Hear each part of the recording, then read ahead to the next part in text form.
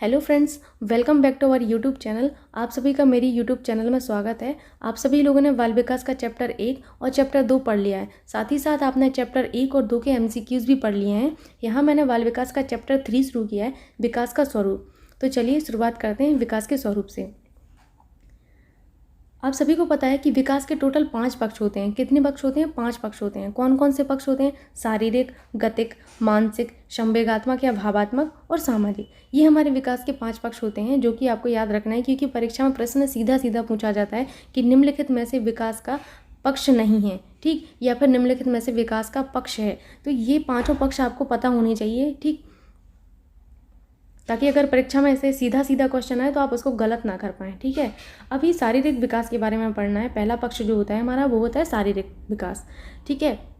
तो जो शारीरिक विकास होता है हमारा, वो हमारा वृद्धि और विकास का पहला चरण होता है। क्या होता है? फर्स्ट चरण होता है। और हमारे विकास के जो 5 हमारे जो पक्ष हैं, कौन कौन से? शारीरिक, मानसिक, संवेगात्मक, गतिक और भावात्मक। ये हमारे सारे के सारे पक्ष आपस में अंतः संबंधित होते हैं।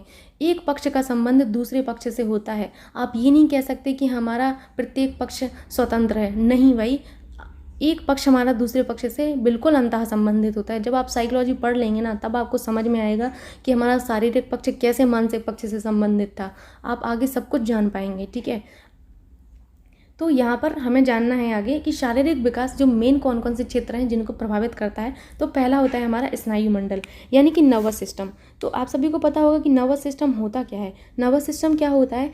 हमारे शरीर का ऐसा तंत्र जो हमारे अंगों पर नियंत्रण रखता है, ठीक है। हमारे अंगों पर नियंत्रित रखने का काम हमारा किसका है? नर्वस सिस्टम का है। साथ ही साथ जो हमारे अंग हैं और वातावरण जो है हमारा, उसके बीच सामंजस्य स्थापित करने का कार्य हमारे नर्वस सिस्टम का ही होता है, ठीक।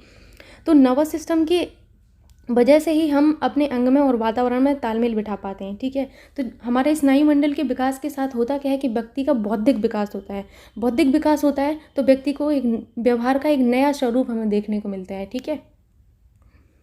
अगला हमें पढ़ना है मांसपेशियों में वृद्धि। मांसपेशियों में वृद्धि का मतलब क्या है कि अगर बच्चा खेल पा रहा है, दौड़ पा रहा है या फिर अन्य शारीरिक क्रियाएं कर पा रहा है, तो क्यों कर पा रहा है? क्योंकि मांसपेशियों में वृद्धि की वजह से वो कर पा रहा है। मांसपेशियां अगर अच्छे से उसकी विकास हुई होंगी, विकसित हुई होंगी, तो वो खेल पाएगा, खेल कूद पाएगा, व्यायाम कर पाएगा और भी शारीरिक क्रियाएं कर पाएगा, ठीक है। तो बच्चा जब छोटा सा होता है तो उसके अंदर मांसपेशियों की संख्या ज़्यादा होती है, ठीक। मांसपेशियों की संख्या बहुत ज़्यादा होने की वजह से बच्चा जो है एक्टिविटीज़ कर पाता है। फिर धीरे धीरे होता क्या है कि यही मांसपेशियाँ हमारी हड्डियों में परिवर्तित होती जाती हैं। फिर एक टाइम बाद हमारा CA3PO4 का होल्टवाइज की वजह से ये जो हमारी मांसपेशियाँ हैं, जो हमारी हड्डियाँ हैं, उनमें कठोरता आती जाती है, ठीक है। तो यही मांसपेशियाँ आपस में जुड़कर हड्डियों का निर्माण करती हैं। आप यहाँ पर समझ गए होंगे ये चीज़। अगला है हमारा संपूर्ण शारीरिक ढांचा। तो संपूर्ण शारीरिक ढांचे में आता क्या है? हमारे संपूर्ण शारीरिक ढांचे के अंदर जो परिवर्तन होते हैं वो हमारी रचना में होते हैं, लंबाई में होते हैं, भार में होते हैं, शारीरिक अनुपात में होते हैं। शारीरिक अनुपात का मतलब है एक अंग का दूसरे अंग से अनुपात, ठीक है। तो हमारा जो शारीरिक अनुपात है, इन सब में अगर परिवर्तन हो रहा है तो वो शारीरिक ढांचे में परिवर्तन को शो करता है हमारा, ठीक है। तो अगर हमारा शारीरिक ढांचा अच्छे से विकसित होगा तो होगा क्या कि हमारा शारीरिक विकास अच्छा होगा, ठीक। उसी तरीके से आप सभी को पता है कि स्वस्थ शरीर में ही स्वस्थ मस्तिष्क का निवास होता है, ठीक। तो यदि आपका मस्तिष्क, आपका शरीर शुद्ध होगा तो आप अच्छे से वर्क कर पाएंगे, ठीक है। तो संपूर्ण शारीरिक ढांचे के विकास से होता क्या है कि हमारा जो है हमारे अंदर नई चीज़ें डेवलप होती हैं जो हमारे व्यवहार को परिमार्जित करती हैं, ठीक। अगला है हमारा अंतःस्रावी ग्रंथियाँ।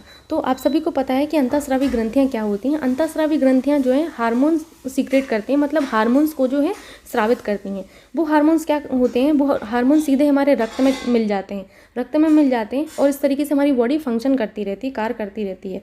फिर आप सभी को कुछ अंतःस्रावी ग्रंथियाँ पता होंगी, जैसे पीनियल हुआ, प्यूस हुआ, आवर्टो हुआ, थाइमस ग्लैंड, अधिवृक्क ग्रंथि। ये सारी हमारी कौन सी अंतःस्रावी ग्रंथियाँ हैं, ठीक। पीनियल और प्यूस ग्रंथि जो है हमारे मस्तिष्क में रहती है, वहीं थाइमस हमारे वक्ष में रहती है और हमारी अधिवृक्क ग्रंथि उदर गुहा में रहती है। तो हमने आपको क्यों बताया अंतःस्रावी ग्रंथियों के बारे में? क्योंकि इन ग्रंथियों से जो हार्मोन सीक्रेट होते हैं, जो हार्मोन स्रावित होते हैं, उन हार्मोन के स्रावित होने की वजह से ही हमारे अंदर नवीन परिवर्तन होते हैं, ठीक, जो हमारे विकास को एक नया स्वरूप देते हैं, ठीक है। तो इसीलिए हमारी ग्रंथियाँ जो हैं उनसे हार्मोन का स्रावित होना बहुत ज़रूरी है, और वो भी एक निश्चित मात्रा में हार्मोन का स्रावित होना ज़रूरी है ताकि हमारा विकास अच्छे से हो सके।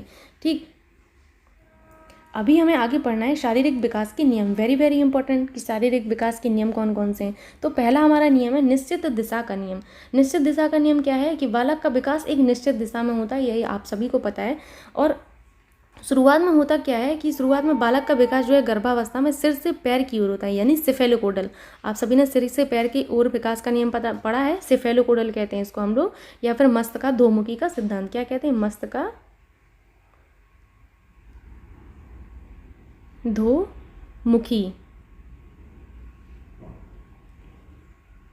ये हमारा क्या है? मस्तकाधोमुखी का विकास सिद्धांत था, आप सभी ने पढ़ा था विकास वाले चैप्टर में।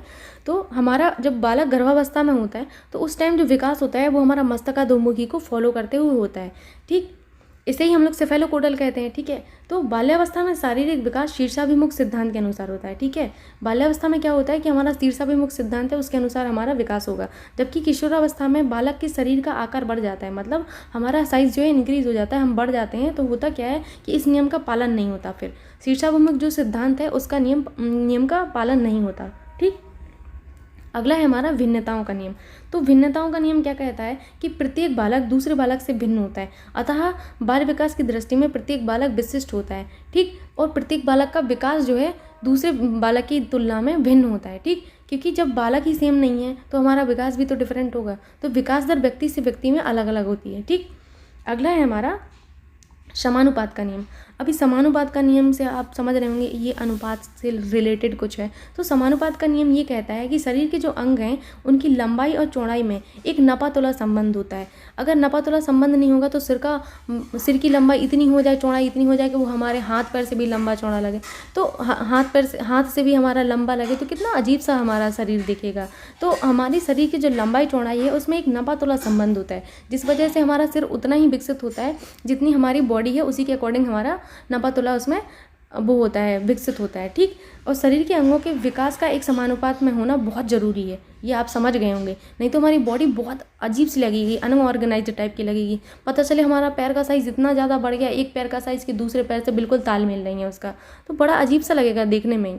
इसीलिए हमारी बॉडी जो है समानुपात के नियम को फॉलो करती है, उसी तरीके से हमारा शारीरिक विकास होता है। ठीक, अगला है हमारा सहसंबंध का सिद्धांत। तो सहसंबंध का सिद्धांत क्या कहता है कि शारीरिक और गति संबंधी जो विकास है वो हमारे मानसिक विकास और संवेगात्मक विकास से जुड़ा रहता है। ठीक, अभी हमें पढ़ने हैं शारीरिक विकास को प्रभावित करने वाले कारक। तो भाई ये बहुत इंपॉर्टेंट है आपका, शारीरिक विकास को प्रभावित करने वाले कारक कौन कौन से हैं। तो पहला कारक है वंशानुक्रम। क्या है? वंशानुक्रम। तो वंशानुक्रम में आता क्या है, जैसे आप सभी ने पढ़ा है कि हमें जो है हमारे वुडवर्थ ने कहा है कि हमारी जो विकास है हमारे वंशानुक्रम और वातावरण की अंतःक्रिया का उत्पाद होता है। ठीक, तो उन्होंने कहा था कि हमारा जो वंशानुक्रम है वो हमें स्ट्रेंथ देता है, वहीं वातावरण हमें इन स्ट्रेंथ को विकसित करने का अवसर देता है।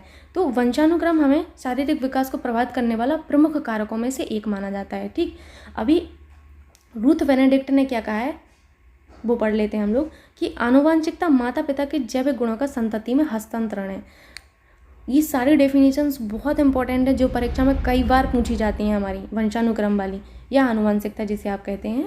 तो इसमें आपको की टर्म नोट करना है कि जो हमारे टर्म है उनके हिसाब से हम डेफिनेशन को सही कर सकें आगे। ठीक, तो रूथ बेनेडिक्ट ने कहा है कि आनुवंशिकता माता पिता के जैविक गुणों का संतति में हस्तांतरण है। तो यहाँ क्या करना है आपको, माता पिता के जैविक गुणों का संतति में हस्तांतरण, इतना आपको याद रखना है। ठीक, अगला हमें पढ़ना है वुडवर्थ के अनुसार। तो वुडवर्थ ने क्या कहा है कि वंशानुक्रम वह है जो व्यक्ति के जन्म लेने के समय से नहीं बल्कि 9 माह पूर्व से व्यक्ति में समाहित थी। अभी देखो इन्होंने वंशानुक्रम के बारे में क्या कहा है वुडवर्थ ने। इन्होंने कहा है कि ऐसा नहीं है कि व्यक्ति जन्म हुआ तभी उसको उसके वंशानुक्रम ने प्रभावित किया, बल्कि जब व्यक्ति जन्म लेने के पहले पेट में रहता है तब उस टाइम भी उसका वंशानुक्रम उसको प्रभावित करता है। इसीलिए उन्होंने कहा है कि वंशानुक्रम वह है जो व्यक्ति के जन्म लेने के समय नहीं बल्कि जन्म के 9 माह पूर्व व्यक्ति में समाहित थी। इसीलिए इसमें आपको की टर्म नोट करना है, 9 माह पूर्व। ठीक, 9 माह पूर्व की बात हमारे वुडवर्थ ने कही थी। किसने कही थी? वुडवर्थ ने कही थी। ठीक, H.E. पीटरसन ने क्या कहा है? H.E. पीटरसन ने कहा है कि बालक अपने माता पिता के माध्यम से अपने पूर्वजों से जो विशेषताएं प्राप्त करता है उसी वंशानुक्रम कहते हैं। Very very important. ठीक, इन्होंने क्या कहा? पूर्वजों से। ठीक, इन्होंने कहा कि जो हमें पूर्वजों से विशेषताएं प्राप्त होती हैं उसी वंशानुक्रम कहते हैं। तो इसमें आपको की पॉइंट नोट करना है, पूर्वजों की जो विशेषताएं वो। ठीक, इस तरीके से आप थोड़ा थोड़ा याद रखेंगे तो आपको डेफिनेशन ऑब्वियसली याद हो जाएंगे और परीक्षा में आप सही कर पाओगे, क्योंकि एक तो डेफिनेशन से प्रश्न आना है, 1 से 2 प्रश्न। ठीक, जेम्स रेवर ने क्या कहा है कि शारीरिक और मानसिक विशेषताओं का माता पिता से संतति में हस्तांतरण वंशानुक्रम है। क्या है? कि शारीरिक और मानसिक विशेषताओं का माता पिता से संतति में हस्तांतरण, इसको भी आपको याद रखना है। B.N. झा ने क्या कहा है कि वंशानुक्रम व्यक्ति की जन्मजात विशेषताओं का पूर्ण योग है। तो ये डेफिनेशन बहुत ही सिंपल है। ठीक है, कि पूर्ण योग की बात किसने कही थी? V.N. झा ने कही थी। किसने? V.N. झा ने कही थी। ठीक, वंशानुक्रम के नियम कौन कौन से हैं? वंशानुक्रम का पहला जो नियम है वो है समानता का नियम। क्या है? समानता का नियम। समानता का नियम किसने दिया है? सोरेनसन ने दिया है। ऐसे आप याद कर सकते हैं कि समानता में सा आता है तो सोरेनसन ने दिया था। किसने दिया था? सोरेनसन ने दिया था समानता का नियम। तो समानता का नियम क्या कहता है कि जिस तरीके के माता पिता हैं उसी तरीके की अगर उनकी संतान पैदा होती है तो हम कहते हैं कि बच्चों में समानता है। तो ये क्या होता है कि समानता के नियम को फॉलो करते हुए हमारे हूबहू बच्चे पैदा हों तो उसे कहते हैं समानता का नियम। ठीक है, जैसे बुद्धिमान माता पिता से बुद्धिमान संतान का होना तथा मंदबुद्धि माता पिता से मंदबुद्धि संतान का होना समानता को दर्शाता है। ठीक, वहीं प्रत्यागमन का नियम इसका उल्टा होता है, जस्ट उल्टा होता है प्रत्यागमन का नियम। तो प्रत्यागमन का नियम किसने दिया था? लेमार्क और डार्विन ने। यहाँ पर कॉमा लगा लेना आप कि हमारा प्रत्यागमन का नियम जो है लेमार्क और डार्विन ने दिया था। तो प्रत्यागमन का नियम ये कहता है कि माता पिता से अगर विपरीत लक्षणों वाली संतानों का पैदा होना ही हमारा प्रत्यागमन का नियम कहलाता है। ठीक, अगर माता पिता बुद्धिमान है और बच्चा उनका एकदम मंद बुद्धि हो जाए, या फिर इसका उल्टा कर दीजिए कि माता पिता मंद बुद्धि है, बालक एकदम तेज तलवार पैदा हो जाए, तो ये हमारा प्रत्यागमन होता है। ठीक, संतान का माता पिता के गुणों से उल्टा पैदा होना। ठीक, विपरीत पैदा होना। अभी हमें पढ़ना है वंशानुक्रम की प्रक्रिया, जो कि बहुत इंपॉर्टेंट है कि वंशानुक्रम की आखिर प्रक्रिया होती क्या है। ठीक है, तो जो हमारा उत्पादन कोष होता है उसमें हमारे अंडाणु और शुक्राणु का निर्माण होता है। ये तो आपको पता होगा कि हमारा जो उत्पादन कोष है उसमें अंडाणु और शुक्राणु हमारे निर्मित होते हैं। फिर होता क्या है कि अंडाणु और जो शुक्राणु हैं मिलकर हमारे संयुक्त कोष यानी कि जाइगोट का निर्माण करते हैं। किसका? संयुक्त कोष का, जाइगोट का। ठीक है, जाइगोट का निर्माण करते हैं। ठीक, फिर संयुक्त कोष में गुणसूत्रों की संख्या कितनी होती है? 46, यानी कि 23 जोड़ी होती है। कितनी होती है? टोटल हमारे 46 गुणसूत्र होते हैं, 23 जोड़ी। किसमें? जाइगोट में, संयुक्त कोष में।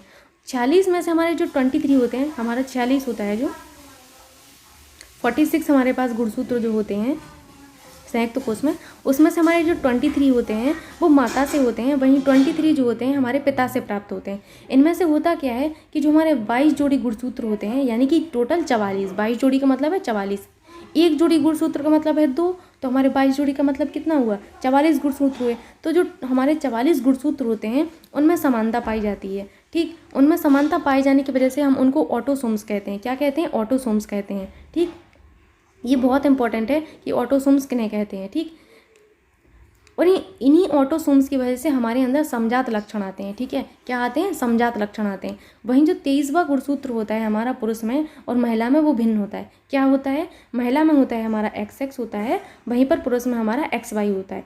ठीक, तो ये भिन्न गुणसूत्र होता है, उसको ही हम लोग सेक्स क्रोमोसोम कहते हैं। क्या कहते हैं? सेक्स क्रोमोसोम कहते हैं। ठीक, या फिर लिंग गुणसूत्र कहते हैं। फिर ये जो हमारे सेक्स क्रोमोसोम्स होते हैं उनकी वजह से हमारा लिंग निर्धारित होता है कि लड़की होगी या लड़का होगा। ठीक, तो महिला में ये जो भिन्न गुणसूत्र हैं वो हमारे XX होते हैं और पुरुष में ये XY होते हैं। और जब XX गुणसूत्र आपस में मिलते हैं तो लड़की बनती है, और वहीं अगर XY गुणसूत्र मिल गया तो फिर लड़का बनता है। जो महिला में जो भिन्न गुणसूत्र हैं जैसे XX है और पुरुष में हमारा XY है, तो अगर इनका XX मिल गया, जैसे इन दोनों का अगर XX मिल गया तो लड़की होगी, और अगर इनका X मिल गया और इनका ये Y मिल गया तो क्या होगा? यहाँ पर हमारा लड़का पैदा होगा। ठीक, नोट में क्या है कि गुणसूत्र पर जीन पाए जाते हैं। क्या पाए जाते हैं? गुणसूत्र पर जीन पाए जाते हैं। ये जो जीन होते हैं वो हमारे आनुवंशिक लक्षणों को एक पीढ़ी से दूसरी पीढ़ी में पहुंचाने का काम करते हैं, और एक गुणसूत्र पर 40 से लेके 300 तक जीन पाए जाते हैं। ठीक है, इस वीडियो में आपके लिए इतना ही है। आई होप आप सभी को अच्छे से समझ में आया होगा। यदि आपको मेरा वीडियो पसंद आता है तो please like, share and subscribe my YouTube channel and thank you so much video देखने के लिए।